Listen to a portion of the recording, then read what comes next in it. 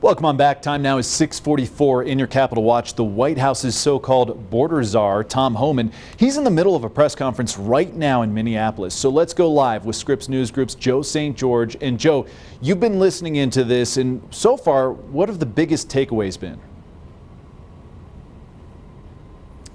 Well, there's clearly an effort by Tom Homan. He's the so-called border czar, but in this capacity, he's the president's point person on Minnesota, sent there to de-escalate tension. He's clearly attempting to strike at least, a conciliatory tone with this matter, acknowledging that he wouldn't be there if immigration agents had executed their mission perfectly. He opened the door for the drawing down of immigration agents in Minnesota as long as there's agreements with local and state authorities for access to jails, for better agreements with local law enforcement when someone in the U.S. illegally is arrested by an officer, that ICE is notified, that the federal government is notified for deportation.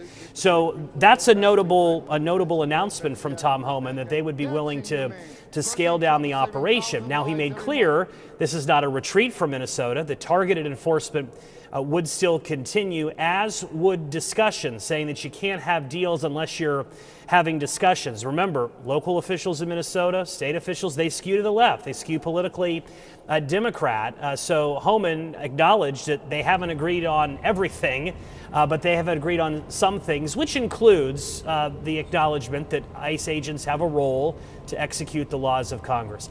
Here's the question now.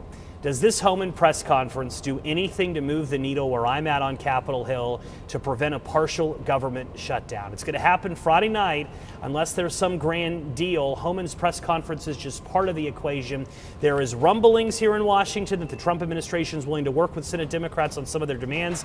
Democrats want things like limits on ICE agents wearing masks. They want commitments to better follow judges' warrants. Again, this is a moving target all day long. As of now, the federal government is set for a partial shutdown tomorrow night.